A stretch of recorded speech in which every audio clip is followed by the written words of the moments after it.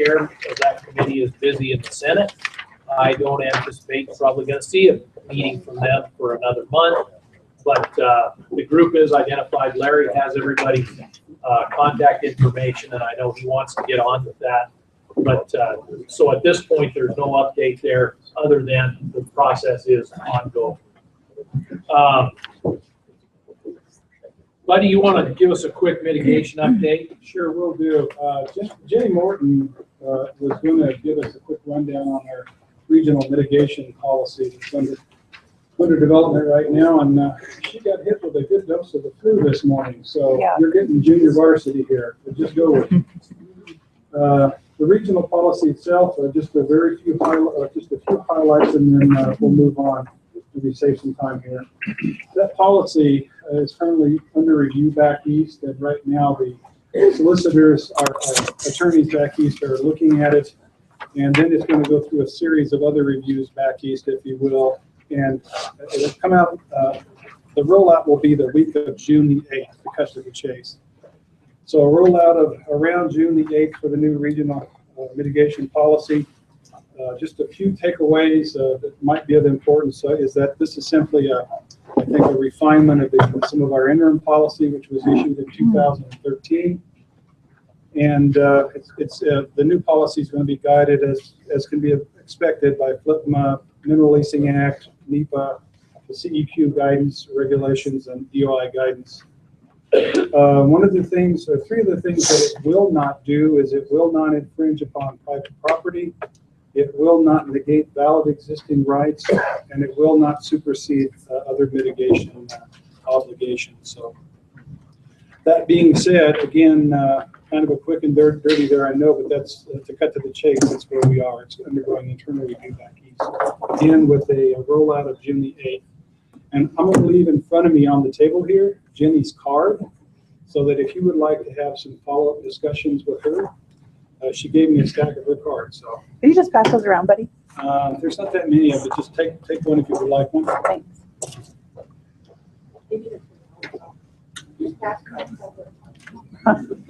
Did I pass the buck okay on that? Thanks. Thank you. That's about it, Bob. Okay, we'll give you a pass on it for today. Well, we still, just so you know, we still have some questions about it, how it relates to the states. But we are having conversations. Jeremiah and I met with the BLM director and the deputy director last week, and let them know what the issues we had were. More to come. Questions on that? And just for your knowledge, Jenny is our regional mitigation person at the state office. She's our sage-grouse biologist lead, but she's also on point for this project. Okay, thank you. Grazing height. Are we going to get them on the phone? What do you want to do? Did you do the handout yet? Yeah, it's been.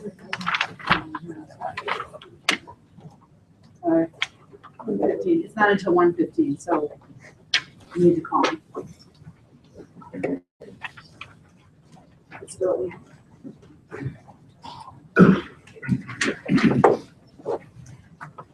While there's a break here, buddy, I didn't ask during your agency update, but is there any information on a state director for Wyoming? I did drop the ball there. Thank you, Joy.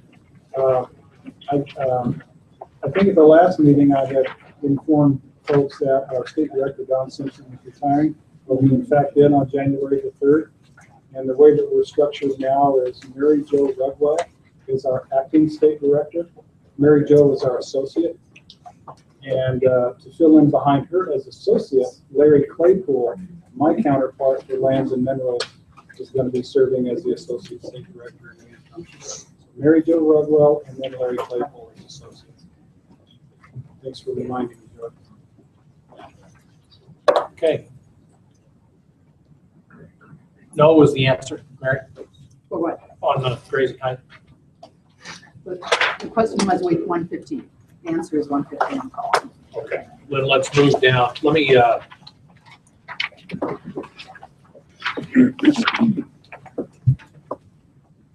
think we can probably slide adaptive management in while we wait. We're not here. No, she sent me a text just now and said she is delayed for the reasons we talked about on her way to launch. Okay. Do you want to cover that or do you want to wait? Better wait. Okay. Down to you. All right, Yeah. so Give you his we're going to update. start the one below that. And I don't know that we'll get through it. Locatable minerals became an issue here in the last month, 2 months, Jeremiah? 2 months. With an inquiry that came primarily from Fish and Wildlife about, do we have adequate protections on locatable minerals in the subcore areas that they identified as the supercore, or whatever you want to call them. So, yeah, okay, we'll see it has several. Our analysis based on the core area strategy is that, yeah, it has adequate protection. You have a 5% disturbance cap. You have numerous permitting requirements through DEQ. Anytime you disturb the surface, there's a mine permit required. That was not sufficient at the time to resolve those issues. So we've had continued conversation about where there may be a potential for major disturbance, high locatables in the stronghold. What we've done is been able to identify a fairly small acreage based on geology and potential that may have potential for some locatable development. Primarily, it would be hard rock, South Pass. So if you imagine Barrick Gold coming in and mining all of South Pass, which I think is pretty far-fetched, we are now analyzing that as a risk.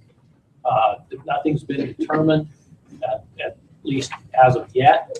A lot of the area in Wyoming that was in question has already been withdrawn. Those of you in the industry know those withdrawals have been done for a variety of reasons. Most interesting one of all is that locatables were withdrawn through a wide swath of southern Wyoming to protect coal. There are other areas where locatables were withdrawn to protect other mineral resources. And then there's obviously cultural, historic, other kinds of withdrawals. There's not a large area left. But that's an intro to that topic. Jeremiah or Pat, if either of you want to add anything, or Buddy, we're just in the process of having that conversation. I've talked with Travis and JD at the Mining Association since the beginning of this, asked about what the potential is, and that's kind of where that is. So it would only be in that area right through the center of Wyoming that bridges Lander over to Pike. That's the area that's in the strong. Can I provide Yeah. a little history? Yeah, sure. In the course of doing the planning with the BLM and the Forest Service, the secretary's designee came to our director and said, okay, we've done all this, is there anything else that we can do? And so we had these maps that we had developed for other reasons. We went back to them. We worked with, I'm going to say TNC, but I think I had that wrong. We worked with a group that actually has the climate vortex model to look at where we're likely to have sagebrush shift to in the future. And based on that, we delineated these large landscape areas, because sagebrush use landscape, that were identified by the literature as essential for persistence of sagebrush, that were identified biologically through other resources, looked at where we had potential to have minimal changes in vegetation due to the projected climate change. Again, it's a model, so you never know if you're right. And put them on the landscape, flipped it to federal surface only, and then we flipped it back to the priority habitat that the BLM and the Forest Service had designated only. We created these what we're calling stronghold areas. And through a lot of discussions, we said, the only two things that are really left to do here are to make them all NSO for energy development, if they aren't already, and to recommend withdrawal of the locatable minerals.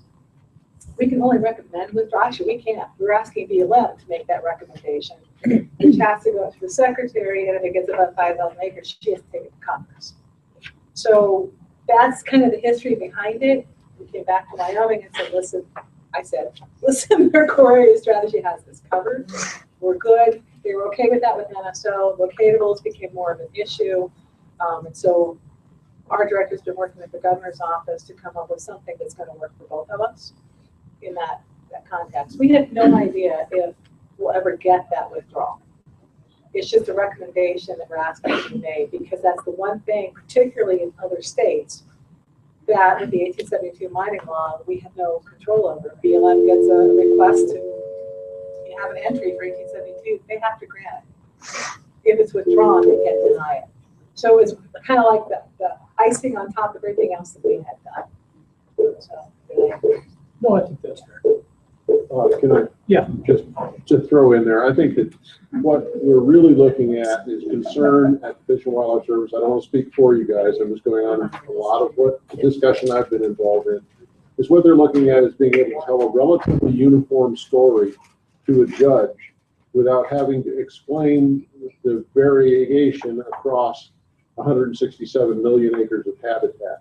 absolutely. And I think we all know that prescribing any one outcome to 167 million acres is ludicrous.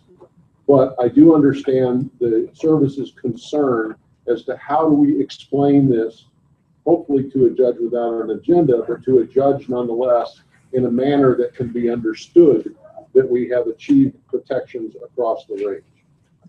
And the state, our position would be quite clearly, we have an adequate regulatory mechanism in place, and we can manage any development that occurs. The question that is left on the table then is, does the 1872 mining law trump the regulations of DEQ? The answer in history, as far as we can tell, is no, it does not. You cannot, state law says you have to have a permit. So, you know, it's kind of chicken or egg, if you will.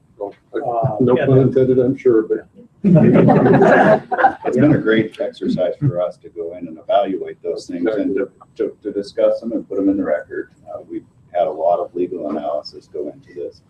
And I think the important thing is, relative to what you're saying, Brian, we've heard consistency is consistency in outcome. Now, if you can't protect the threat that might exist relative to locatables in another state because you don't have the state regulatory mechanisms that we do, then maybe a withdrawal makes sense.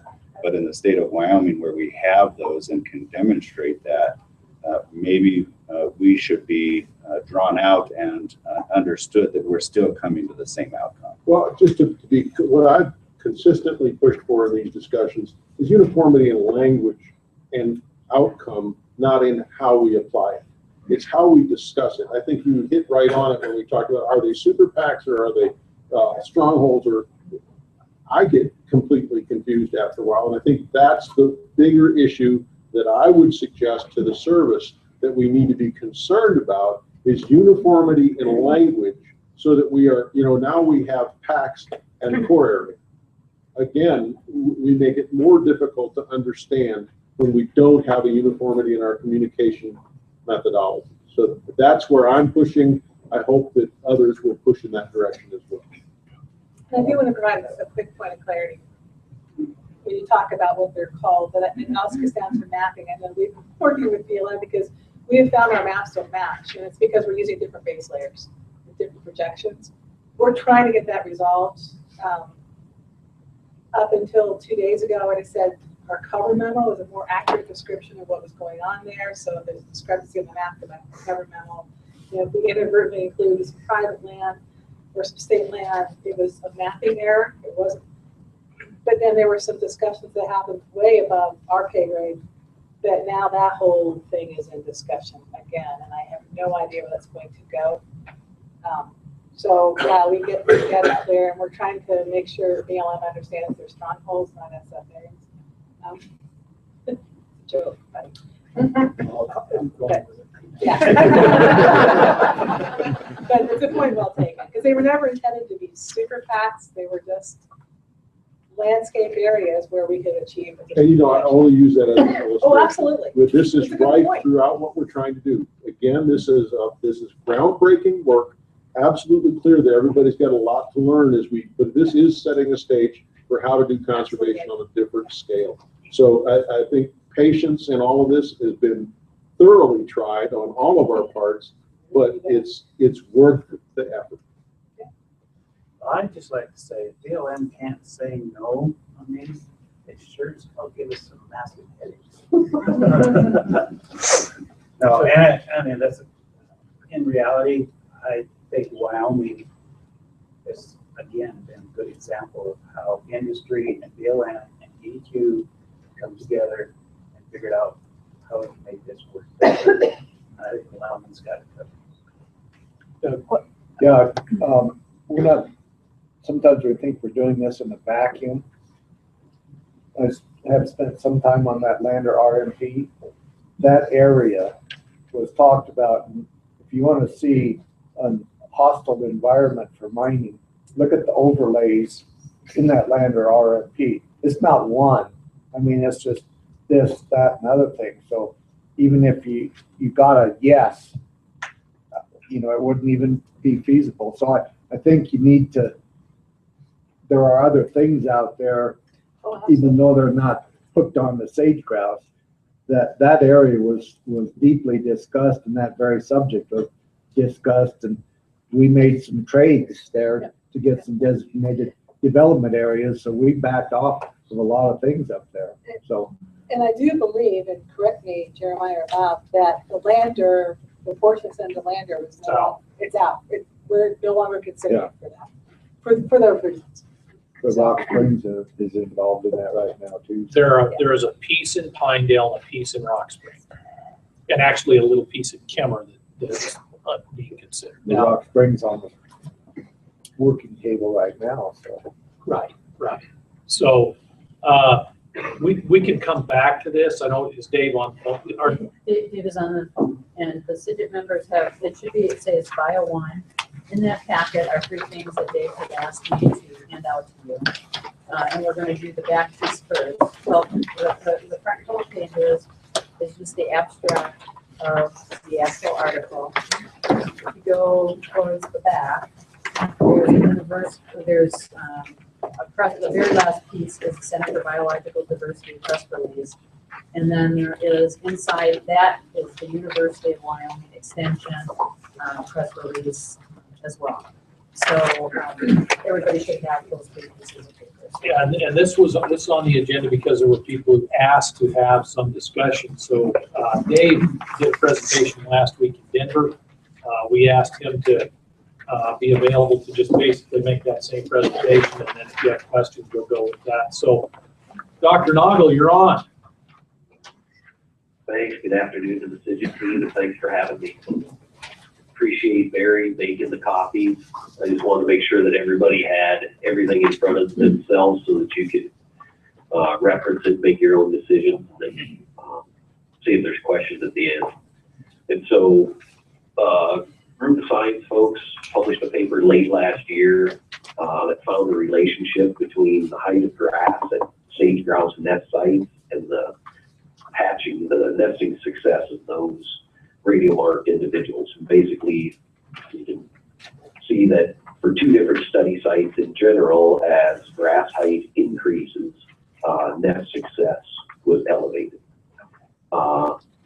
Soon after that paper came out, the Center for Biological Diversity issued a press release that seized on that paper and said, here's biological justification to have a uniform grass height in things like upcoming RMP revisions. And then, of course, the reporters start calling. And so we didn't field many of those phone calls, but eventually the authors got together and said, we don't agree with the way that our science findings are being cast in policy arenas. And so eventually, through the University of Wyoming Extension Service, we did, all of the authors issued one joint response to the center's press release, and that has the University of Wyoming heading on it, and I think it's the last handout in your packet. And the gist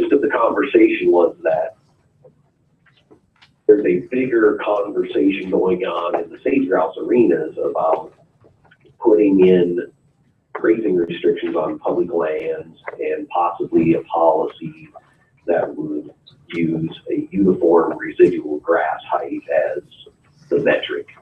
And I'm not going to get in people's decision space on policy. My message to you today is that the paper that was seized on is not the paper that you can use to champion that idea simply because we did not investigate that question. And what the paper found was a relationship between grass height and nest success. But the missing link in all of this is that it was 2 study areas where the center's press release said, you know, we should apply this across the 165 million acres. This has no application further west, especially in more xeric habitats in the Great Basin. And we did not even ask a grazing question. And so even though there's a relationship with grass height, there are 20 other published papers out there. We've known this for years. The disconnect is that those grass height measures were taken directly at the nest site where the potential policy would be applied across the entire pasture. And of course, you guys know that there are ecological sites in those pastures that if they were never grazed again, they would never grow 7 inches of grass height. And there was simply never ever a grazing question asked. And even though we know relationships at the nest site with grass height, I don't think we've done all the heavy lifting necessary in the science arena to understand if you desire a specific biological response to grass height, what is the time, timing, and intensity of grazing across these different environmental gradients that would yield that desired biological response. And I don't think we know that yet. That's my story. Okay. Questions? Yeah, go ahead. Robert. When he talks about residual grass, is he speaking of grass was left over from last year, residual grass? Dave, the question was, and it's a good question, is you talked about residual grass. Most of the studies talked about both residual and current year's growth. So when you say residual, are you saying that as an aggregate, or is that just last year's growth?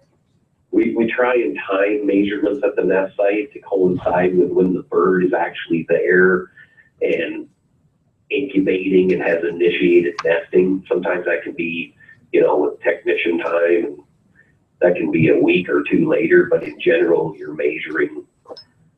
We take separate measurements of residual grass height, but then there's also new live grass there.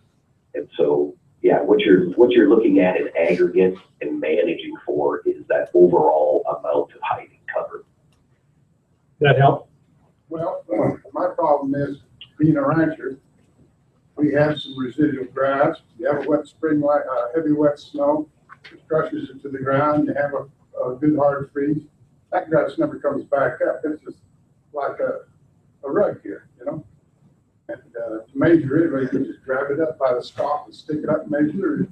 You sure as hell wouldn't want to measure it laying down because you wouldn't have no height. Right, and I think it's standing biomass, right, Dave? Absolutely. And I would say as part of this study, there was 1 year where the following spring, there had been so much precipitation that the relationship between grass height and nest success broke down, and nest success was just out of the roof due to those local annual environmental conditions. So your grass height was less, but your nest success was higher? No, I'm saying that we had last year's rain that drove incredible growth in the spring, and our nest success responded to that massive amount of cover. Yeah. And I mean, I think it was over 60-some%. I'd have to look back. But yes, in those great years, there's not even much other relationship between nest success and grass height. Other years, more drouthy years, it's absolutely critical.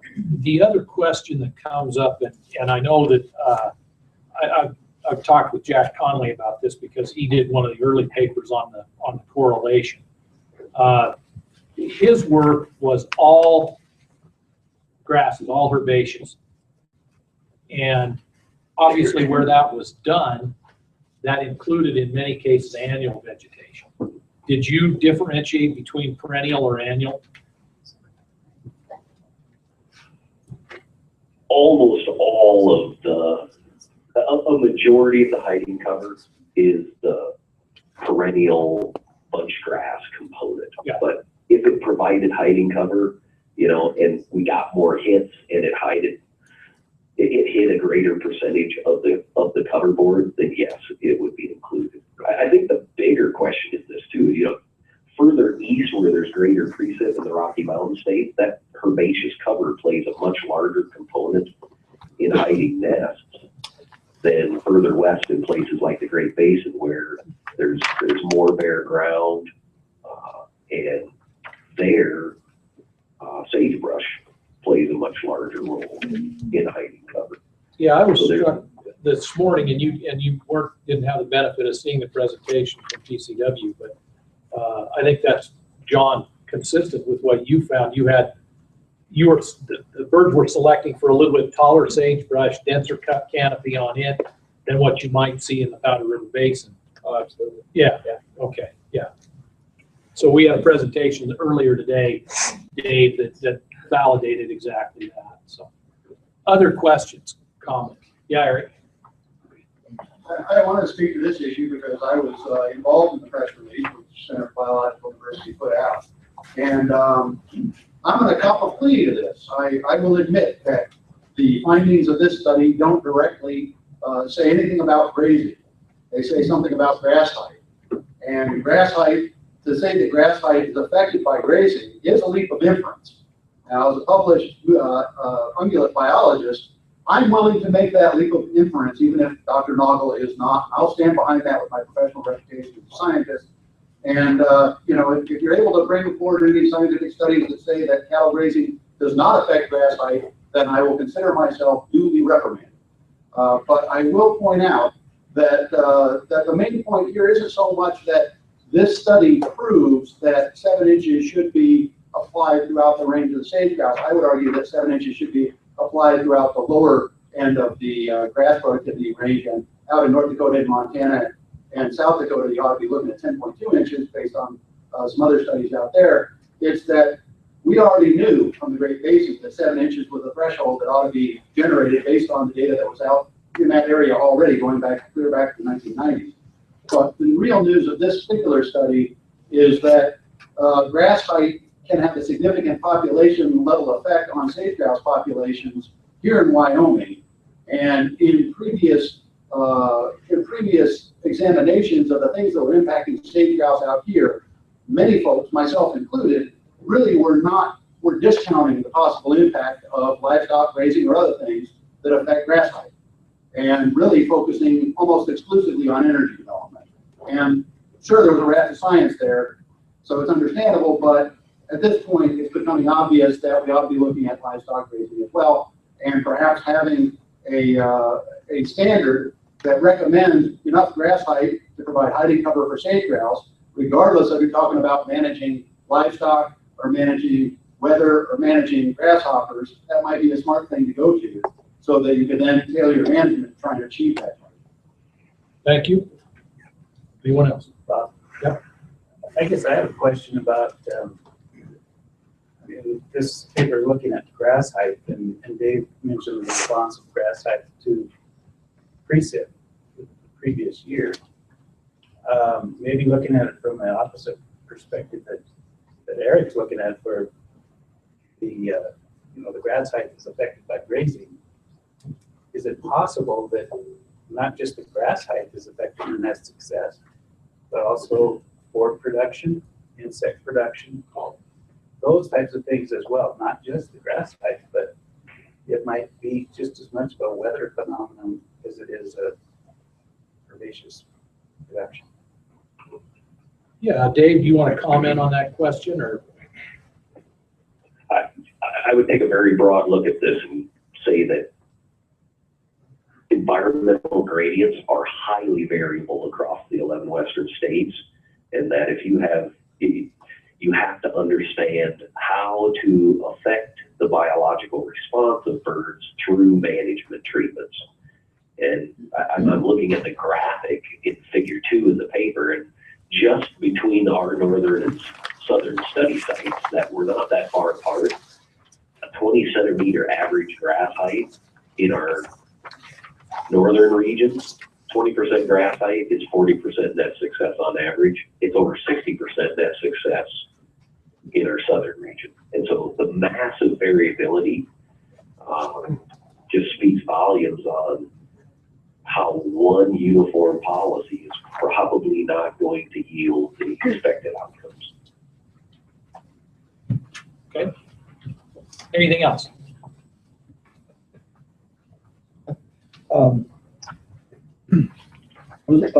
It seems like we're equating grass height as the only cover. But I know in those pretty vast core areas in my neck of the woods, the cover is, I mean, we almost have, you know, they're hugely sagebrush. That's providing the cover. There is grass in there, but in some of those decadent stands of sagebrush, there is very little grass. And so if you equate grass height with cover, yes, that looks really bad, but the cover is still there and very significant factor in survival of those birds. So I think we need to be careful about saying grass is providing everything, therefore we need this height. There are other cover species out there depending on the composition of brush, forests, and grass. And there needs to be adequate cover, but it's not being all provided by grass. So final thing I would throw out on this is that I think the conversation doesn't matter whether it's Eric or Doug. I think there's a certain amount of agreement here. It's all the components of that habitat that make it successful or unsuccessful. It isn't any one thing, and I think we all understand that. However, the caution to this is, I know that people in the federal government who manage land love tables, and those tables are going to have the variability to reflect all of those conditions across a number of ecological sites, which almost renders them useless unless you're doing your job in the field to begin with.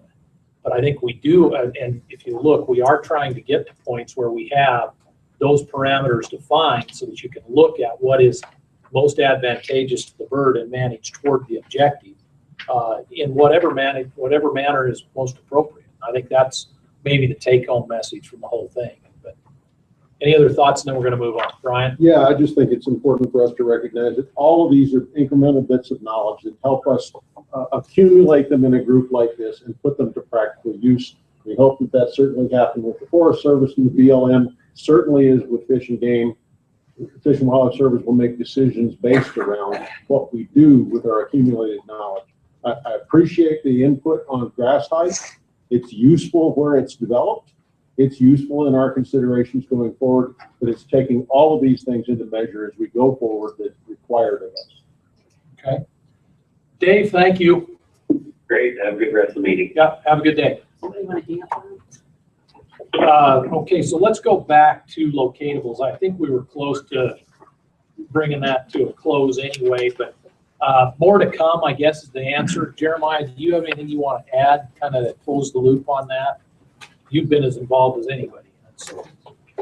No, I think that we've stated the case right now, and it's just a matter of fine-tuning the final decision with the Fish and Wildlife Service and BLM, and I expect that to be done in the next couple of days. That dialogue is taking place right now. And for those of you at Linden and others, those of you in the locatable business, by all means, if you want to see kind of the bigger picture or the finer scale picture, we'd be happy to share that with you.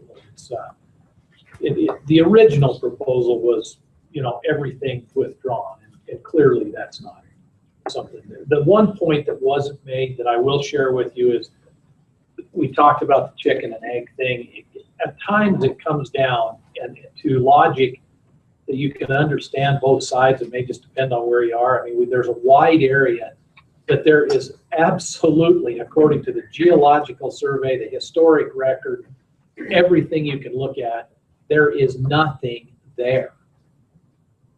And so the one question is, why would you withdraw that when there's nothing there?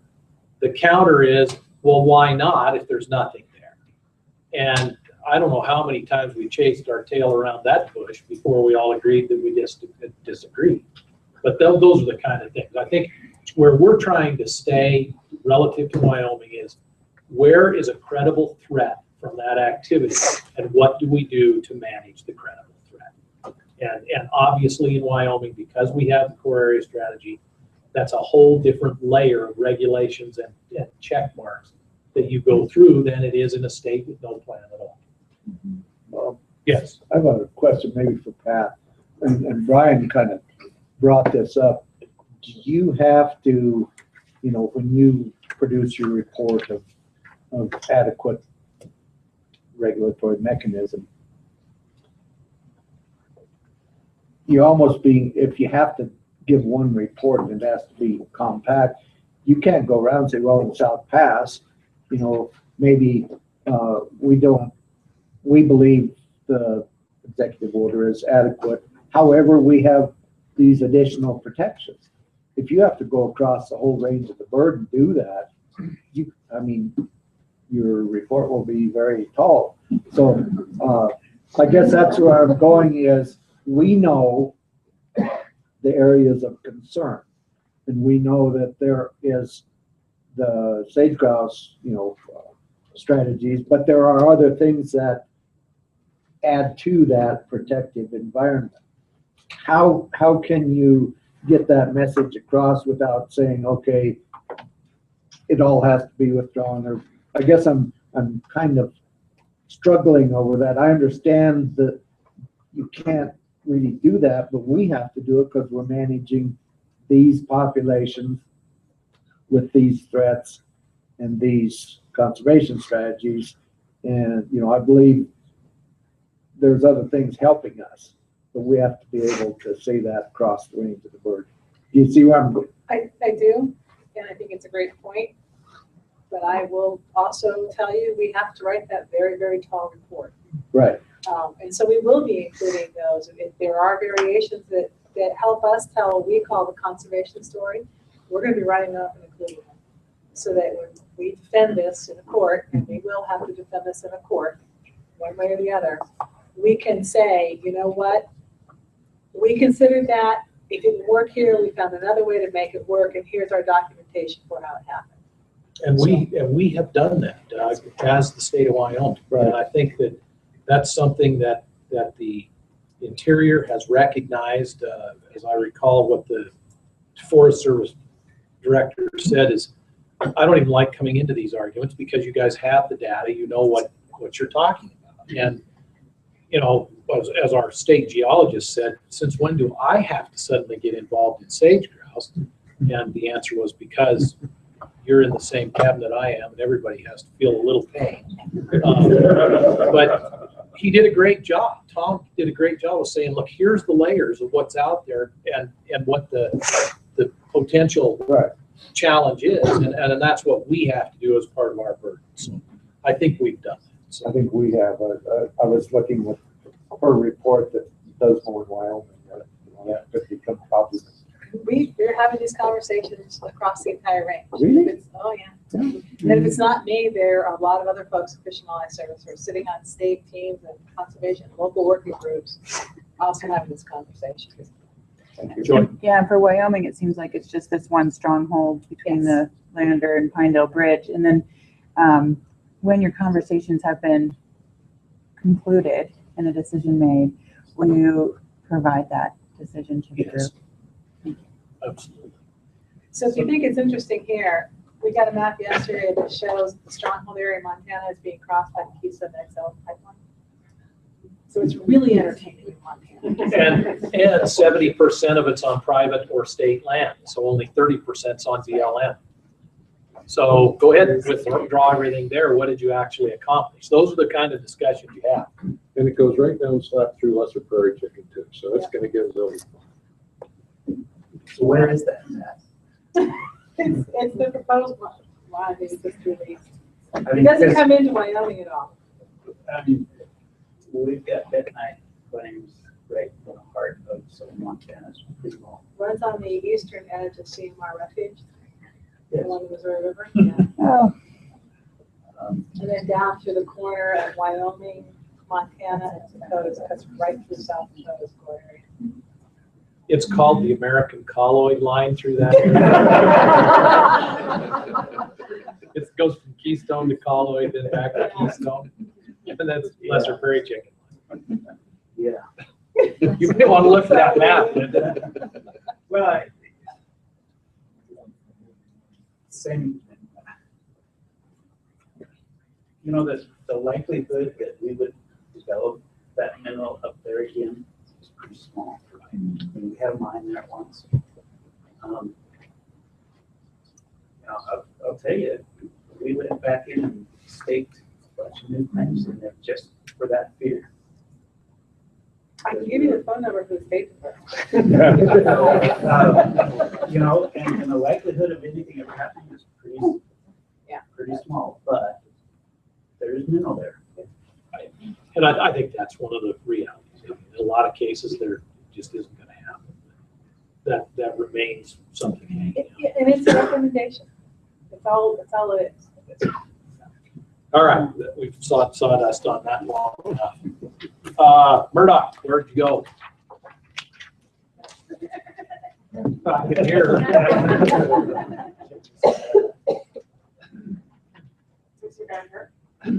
Adaptive management.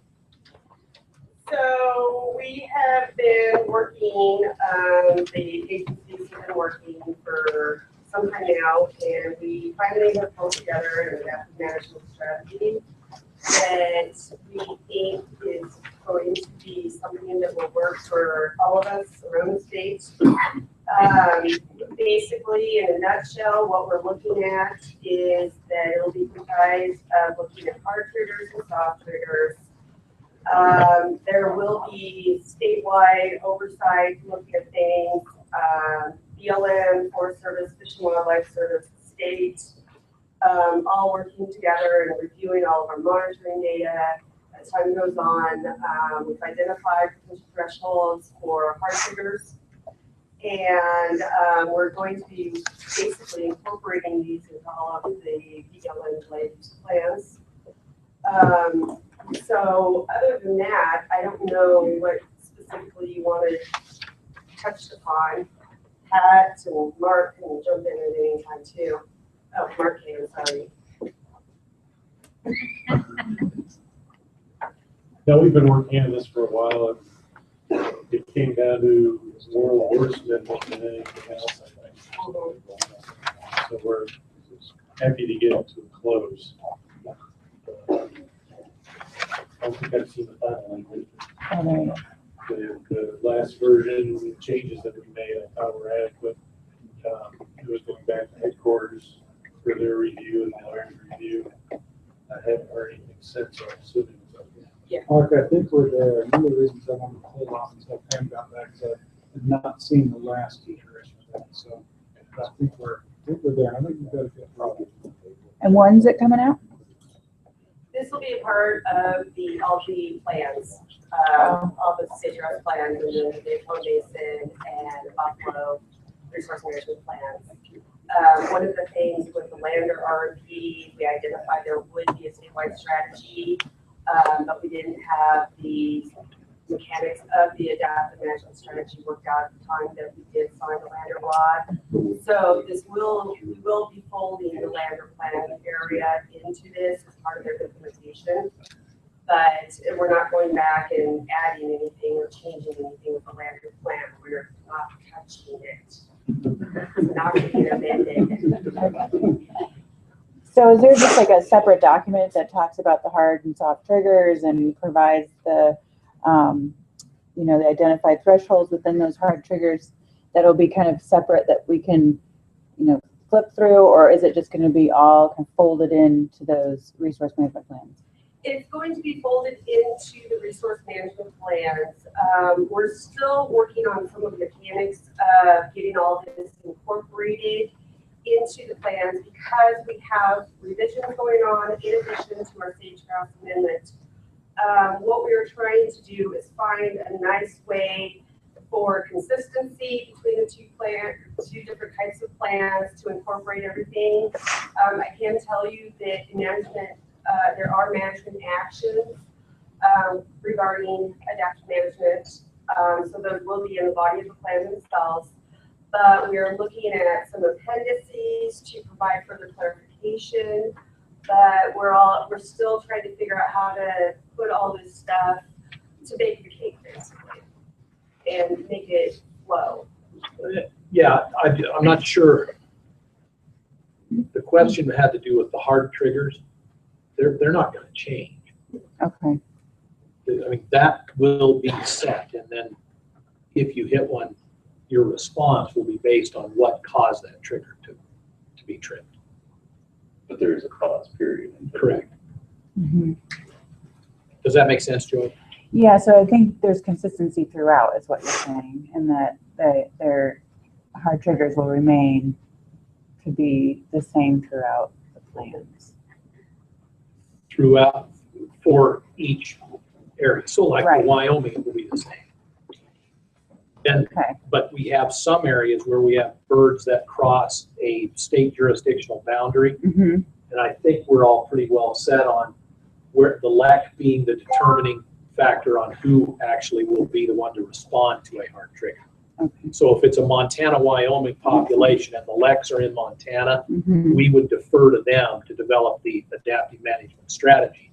We're going to co-op with, but we're not going to try to exert our authority over birds that they're counting and that ultimately are they're responsible for.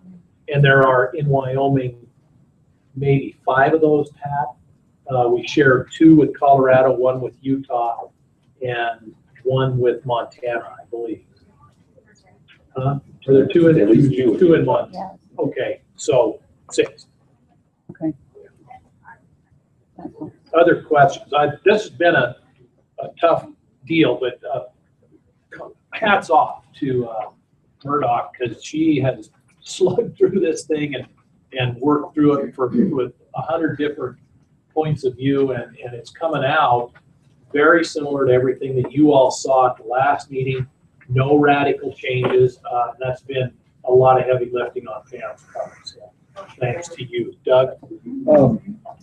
Pam, like the Lander RMP's done, but one of the records says that there will be developed, it's grease the skids for this. Do you anticipate an appendices in there rather than going back and amending records, or how would you see that happening since it's out and it's approved? Actually, what our intent was is to incorporate it into the implementation plan for later. So that is being developed separately. So we have been working closely with Rick and with Kristen, but it's going to be incorporated as part of the implementation. But we do have like a placeholder language there. Yes. We have the Right. placeholder language in the ROD that basically says it will be part of the strategy, but we're not going to go in and add it into the plan per se. As a plan amendment. Correct. Okay. Because that's been up in the air and a subject of discussion between the cooperators and the Well, Lander we put BLM. together a separate strategy just for your place. We appreciate that.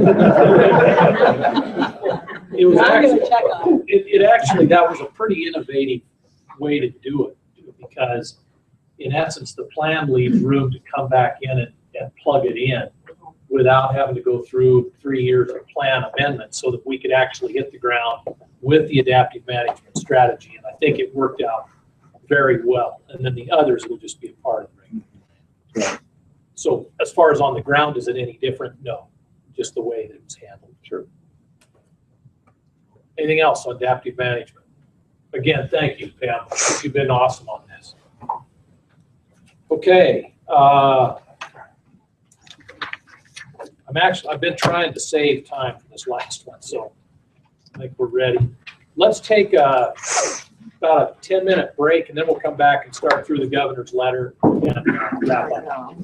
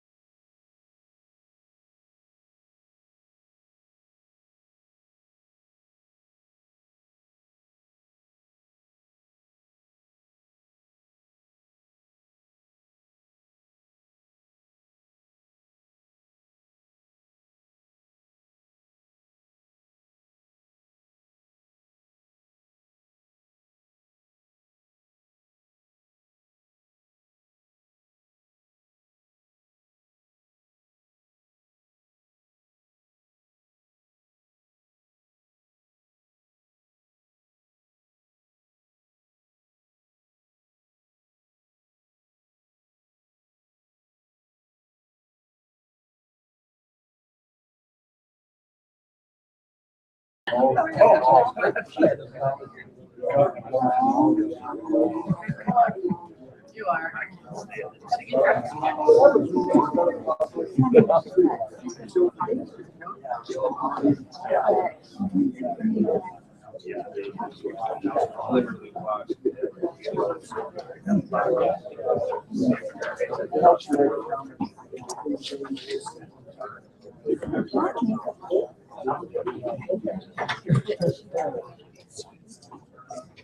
Okay, so everybody got a copy of the governor's letter, I presume, that was sent out, a couple weeks ago, and there are copies on the back table as well. A little bit of background for those who aren't familiar with how we got to where we are first.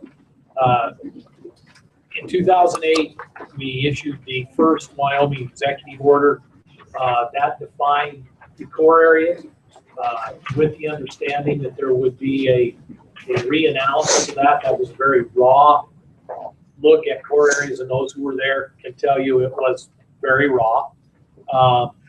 In 2010, after going back to the local working groups, sometimes as often as 3 or 4 times, we came back with a fairly finely crafted core area boundaries that were based on local knowledge, based on what the habitat was, based on existing infrastructure that basically did not allow the birds to perpetuate in the way that they had prior to that time, all of the above. When Governor Meade issued his executive order, he said, we will not make adjustments to the order or the areas for 5 years. Primarily, that was done to give the service a level of certainty that we weren't going to be changing these every 6 months based on weather or somebody who happened to wander in and say, I want to do something, and that it was a concrete regulatory mechanism. Well, that 5 years is over. And so in 2015, concurrent with the listing recommendation, we need to look at where those are. So I want to do that in 2 parts, very similar to how we did it before. Originally, we did the order first and the areas second. Okay, they dovetailed at the end. I'd like to see us move concurrently in this case, and there are a couple reasons for this. In looking at area boundary adjustments and in looking at adjustments to the executive order. I don't want that to happen together because there is the ability or the temptation to blend those 2 together when that should not happen. The order should stand whether this area is in or out. That's independent. The order that talks about how we exercise our regulatory authority, how we put those protections on the ground, that is independent of where those boundaries are. Likewise, the boundaries need to be based on habitat, bird use, areas that we may have missed in the last iteration. We have found leks that we didn't know about. We've also found areas that have no habitat that are fairly significant on the edges. We have the issue with the Forest Service in both Region 4 and Region 2, where they've identified lands they believe are very important to their viability analysis. Those should be considered, whether they should be included or whether the Forest Service should manage them under their jurisdiction in a different way or the same way under a different name.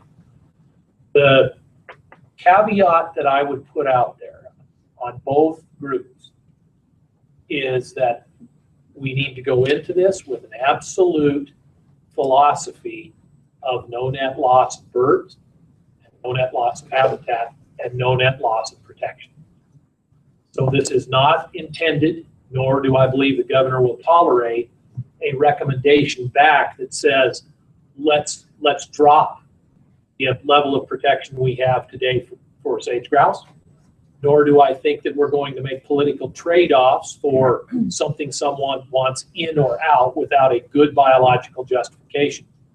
What we would hope to do at the end of the day is based on what we know, independent of whether we add acres. And you'll notice I did not say acres. I said habitat. Whether we add acres or decrease acres is irrelevant. What we need to add is habitat and birds, or we need to maintain the habitat and birds that we have. So those are the parameters I throw out there, and I'll ask Jeremiah to add to that if he'd like to. We're going to do this like we did the executive order. We're not going to spend a year on it. We're going to hit the ground. We're going to meet as often as we need to, and we're going to get it done so we can have a recommendation back to the governor probably in late May. Thoughts? I think you hit it on the head, and I've stated this a couple of times as we've met over the last 6 months or so. Nobody should go into this expecting that we're going to lower the level of protection that is afforded in this executive order. We need to keep that pressure on, and we'll do that. As the governor put in his letter, he's looking for recommendations from the team by the end of May of this year. We want that to be an open process so that others can provide input to you. Certainly they're welcome to submit information to us, but we want people working through the Sgit to make these recommendations to the governor. And we will take the appropriate time internally to vet any changes and work with the team and work with the appropriate federal agencies to make sure we do this right. And certainly there's been some expression of I don't know if I want to call it concern, but we do have the fact that there could be some impact to the current land use planning that will be completed about the same time as we're looking to execute a new executive order. And we'll work with the BLM and the Forest Service to make those changes that are appropriate happen. I've talked to the Fish and Wildlife Service. I think generally we're in a good shape there, and we're not going to impact their process, and they'll know exactly what we're going to do as they're making their decisions. So encapsulates what I wanted to say. Thoughts, questions? Well, Yes. what will be the I guess, vetting process for a, recommendation of maybe adding or doing, if somebody, in the public says, there's no birds here, this is core, it's not core, I've been improperly classified. How will that process look? And I raise that, if we're gonna open this up to the public, they need to know what to expect. So let me give you my ideal timeline, Okay. if I can. And this is coming, I'm inventing this right now. Okay, not that I haven't thought of it. I'd like to see the group that's going to talk about mapping meet within the next 2 weeks. Sit down, outline what the parameters are, understand what you will and won't consider, and have that as a subgroup of this team. The next step would be to go out to the local working groups, and again, with a 2 to 3 week turnaround, so that we're still looking at early March, and say, you give us your recommendations. We would ask that in that development of that process that they do just like they did in the past, which is have open meetings available to the public to come in, watch the process. Hopefully we could rely a little on you and NISA to kind of work through that process as we have in the past. Tom, that would then put us in a late March, having a recommendation that's been vetted locally, given an open public forum. This group would meet at that point in time and go through all of those recommendations. That would probably be the topic of that entire meeting, just as we did in Casper several years ago. At that point, then I think we would open that up to a public comment period throughout April for people to read it, digest it, look at it, understand it, and hopefully have a draft final to give to the governor in early May, which would actually track into the Fish and Wildlife Services process so that they would have some certainty as to what was being proposed.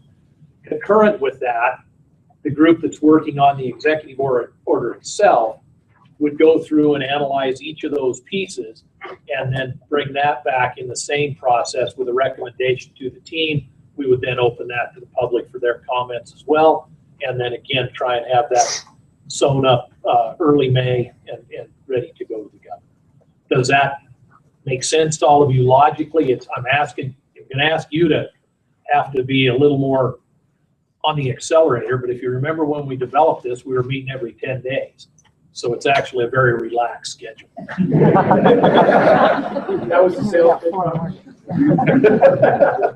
Yeah. Do I need a little more bentonite to make it slide right through? Lyndon, give me a truckload. Or two. Yeah, maybe that'd be better. With the But, other, go as ahead, you Fred. made it, as you held things constant last time, with all the other states finally jumping on board now, are you concerned about making any significant changes, or could that cause a problem if we make movements? I'm not concerned about it. I don't know what significant changes might be recommended. Jeremiah made it quite clear, as I hope I did, we are not lowering the bar. So any significant change may be actually elevating the bar based on things, and hats off again to the industry. There are things that industry has come in and said, we should do this, and we're not. And I think we're going to listen very seriously to that, as well as the concerns of the conservation community.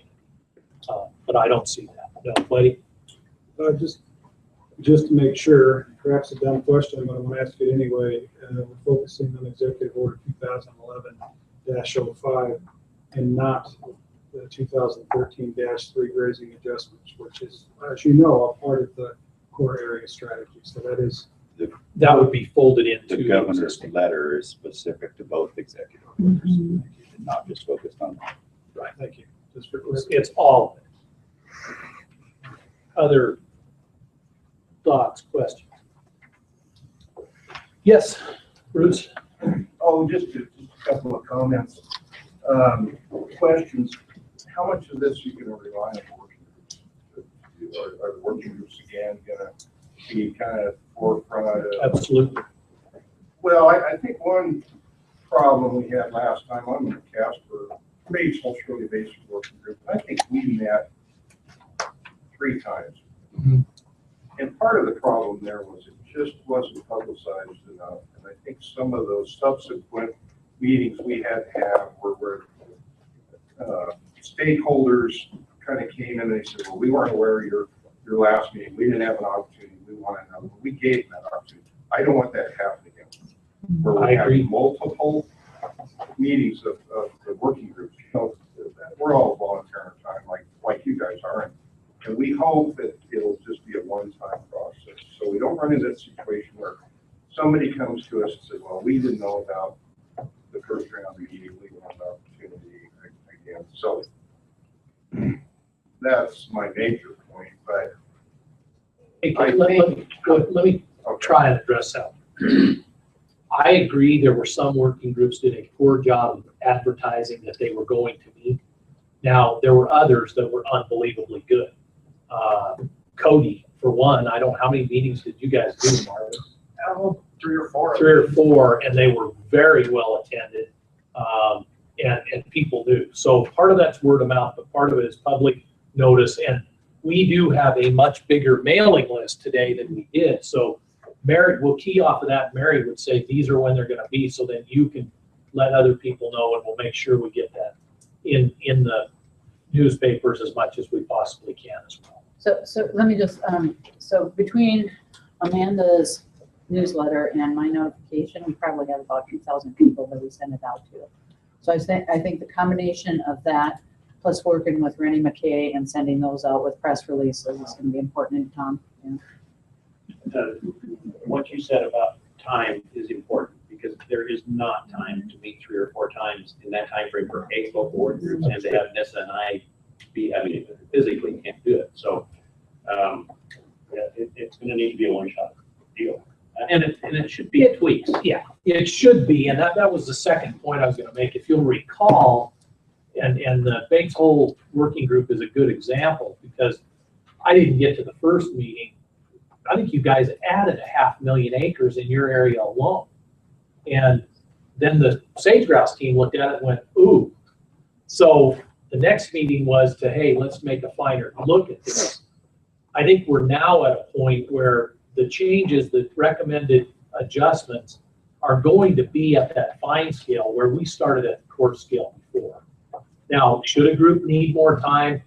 Can we try and figure out how to accommodate that? We want to do it right, not fast. So I think we can get it done. But I'm with you, one meeting would be highly preferable.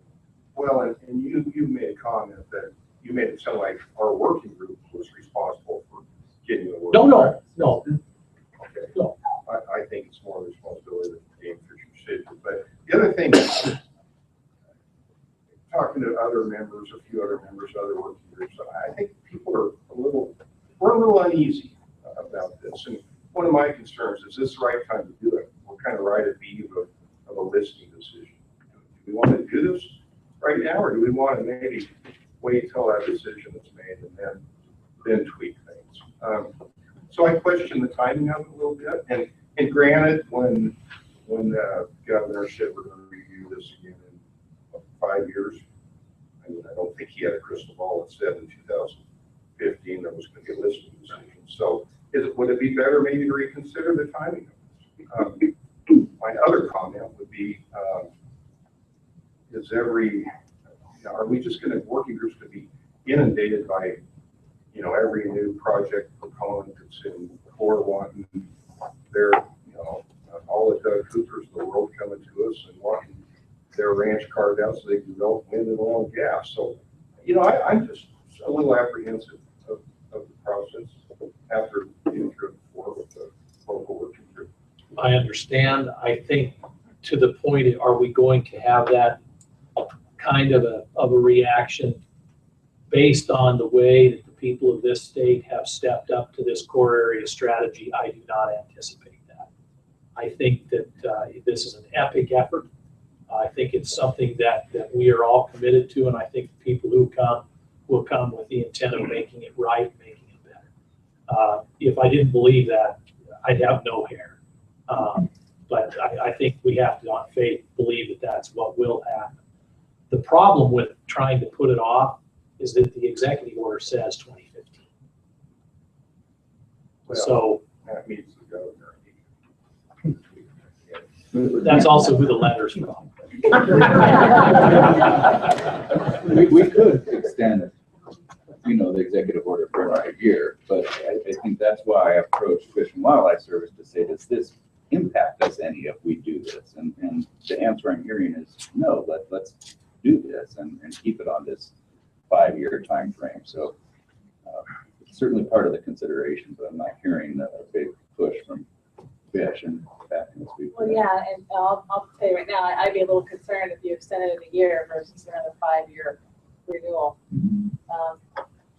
But we had to make a decision about a month after that, because 1 year doesn't give us any insurance. 5 years sure does. 1 year almost gives you less assurance because it says we're going to change it, but we're not going to tell you we're playing hide and ball.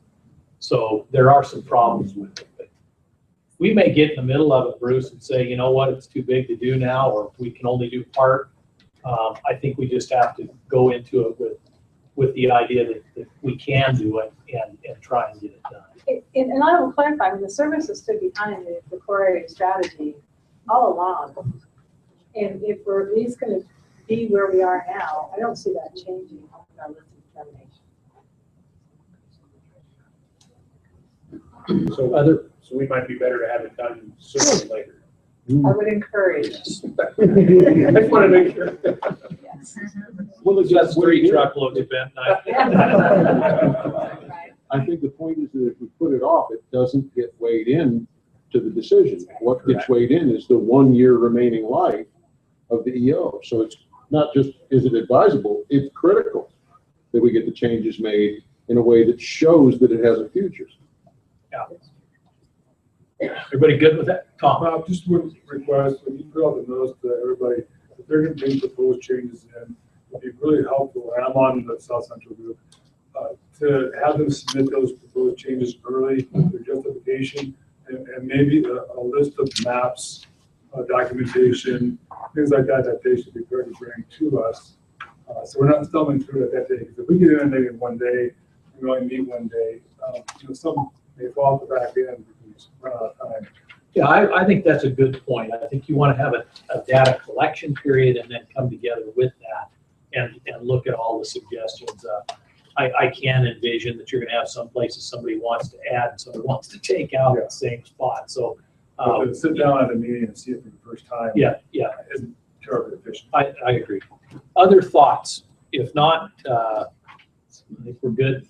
All right, who would like to serve? And this is team members, and then it'll be broadcast to everybody, but I need the key people who would like to serve on the mapping group that's on the CIGIC. Would you guys all just suddenly become army? Where'd you bet? Brian, who else? Brian, anyone not named Brian that would like to serve on the mapping group? There's me a lot of room to work, so thanks. Who else? You need to start naming people. Yeah. It shouldn't be up there. I This need- needs to be something I that. imagine the Forest Service will play, the same role. Again, I'm still catching up. I think we're involved with that and continue those efforts. You would like to participate in our effort? Continue the support we have supplied in the past. I think we may be able to accommodate that. We'll have to see how that planning on Thunder Basin works out. We've got the mapping done for that. Okay. Yeah. Fish and wildlife. Oh, you're already on there. Anyone else? Lyndon? I would help out. Okay, and Esther, I'm gonna need somebody from oil and gas. Both Paul and Penny got caught at the last minute, couldn't be here. I think I'll just ask Penny to do that. Are you guys okay with that? Absolutely. Okay. Rumor has it we have some of the habitat too, some of that. Yeah. Sorry, it's all been withdrawn. Oh, well. Okay, so raise your hand if you were on that group now. So I've got everybody named Brian. Okay, that's a good group. Let's have you guys. And Tom, I'm gonna ask you to coordinate that group, please. Okay. Now, on the order group, if you all raise your hand, I'm gonna probably owe somebody a beer because I like no one at one on that one. Mary's gonna coordinate that one. Who else would like to be on that order? Okay. Huh? What kind? Rodeo beer. Which I learned in Montana, that's what Coors Light is, rodeo. Okay, Let's double down. Doug, Joy, Susan, I want you on this one. Somebody from BLM. Sherry and Fred, okay, and Fitch. Anyone else? We got Paul for that. Huh? Paul. Yeah, I was teaching not to come. Now, let me back up a minute. On the mapping group, so we got Brian on there from conservation, we've got oil and gas, we've got mining, I think we've got, do we have an ag rep on mapping? No. Okay, we need one. Bob, can I make a suggestion for you? Yeah. I'm gonna volunteer somebody who's not here, but isn't Dave Pellets Yeah, a part of your team? yeah. He might be one to consider. Yeah, his timing right now is really, timing's not good for Dave. You want to do it? I'm gonna put Joe on. So do we have an ag on the other one? We follow him down. Well, and actually, I may switch. I'll ask the department to be on the executive order group. We're gonna have a new member to replace John Andrikopoulos. And barring any last minute surprise, that individual would be better on the mapping group because he's been through it. Do we know who that is? I can't tell you today, tomorrow. I'm waiting. I know who's recommended. Don't get in front of the governor. Okay, are we good? Yeah. Now, if those of you, Marv and others that I know you've got an interest in this, let Penny know. Or if some of the people on those groups today, you want to be involved, just make sure they have your contact information because I want this to be transparent. I want it to be seamless. And I don't want somebody to feel like they got left out, even though we send out 2,000 notices and put these in the paper. And we get hundreds of people who come. There are those who think it's a secret society. So I don't want that. So if you have an interest, let somebody on either of those groups know that you want to be involved, and we'll make that happen. Is that fair to everyone? Okay. In terms of the order group, one thing that I would request is if you go and look at Oregon's order, I believe they have in their steps reference to the science that underlies that stipulation. Please consider that and bring that forward, because I think we want to mirror the way that they're approaching, at least acknowledging that information, because there are a whole lot of people that like to twist how we came to these things. And just even though you didn't raise your hand and aren't named Brian, Lucas, you're on the order group. Okay. Anyone from DEQ want to raise their hand and say they'd like on that group? I don't think I'm actually an official member of this team. You are today.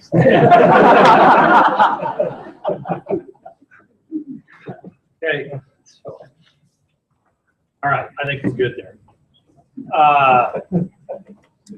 Next steps, those are the next steps. So let's move on to public comment. Is there any public comment? We've been pretty wide open today, so. Hey, Bob, do you want those groups to just do a preliminary meeting after this meeting? Yep. Yep, I want you all to get together, one on that side, one on that side, and just kind of see if you can't check calendars and get this process going as soon as you can. And then, if you don't mind, would you let me and Jeremiah know what you're doing before you're done? Okay, public comment over here. In the back? This side? All right. Next meeting? Next meeting. You want to do it late March? Do I you want to think do it's it early, earlier? I agree. early to mid-March. It's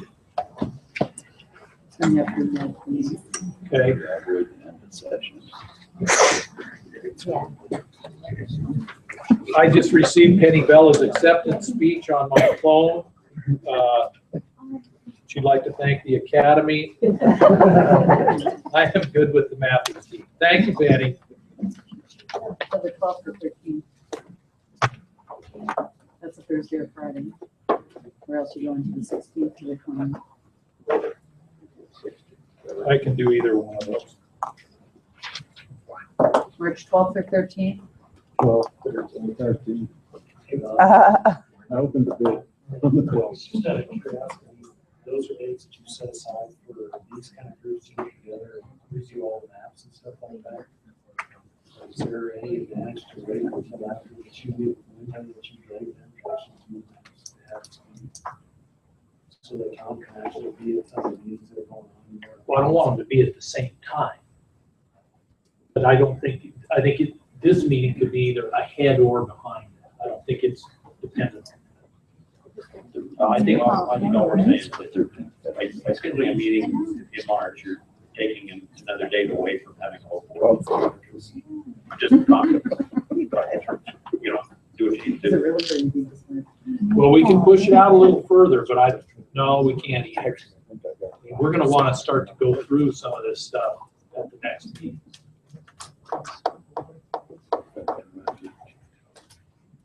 That's 6 weeks. Yeah, I'm just thinking, one of the things that has to be done is redoing the Doherty map, and I've already contacted him about that. He's willing to do it, but when so the groups can't start meeting until that. Did it make any sense to do like a half-day meeting and half-day subcommittee meeting? Would that be helpful, Tom, or is that a problem? Oh, I could, yeah. We could It's just there's a certainly. limited number of days.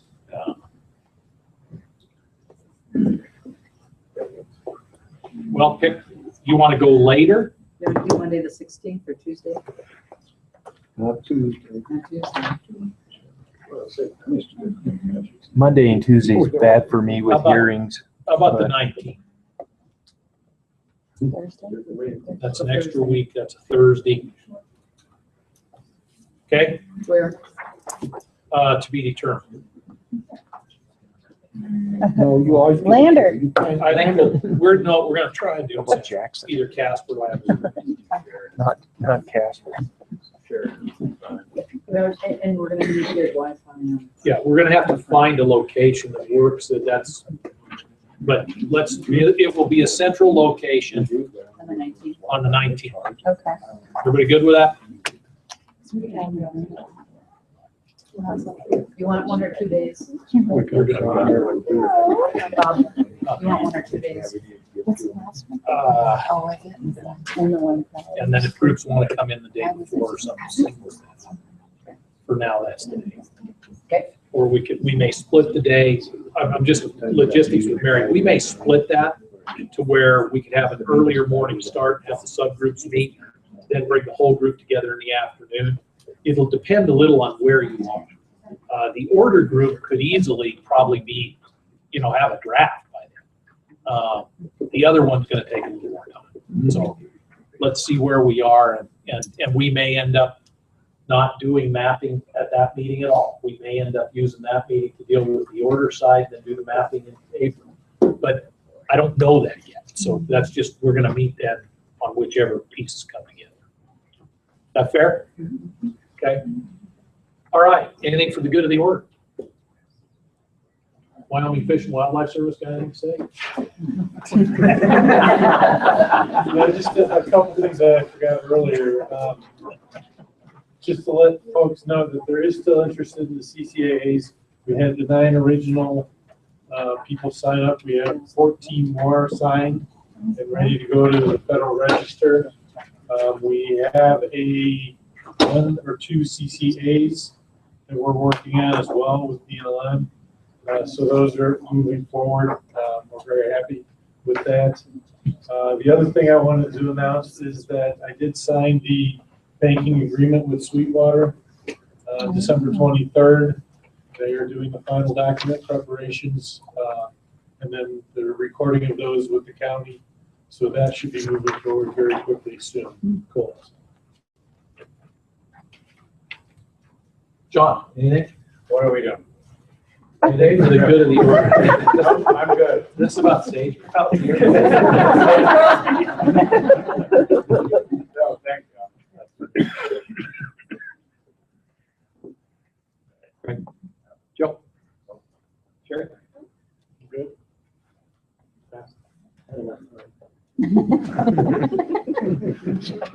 Lucas, good? I'm good. Mary? Doug? Jeremiah? Thank you. Thank you all. Awesome job. Okay, So the EO group will meet over here and talk to them on the other side.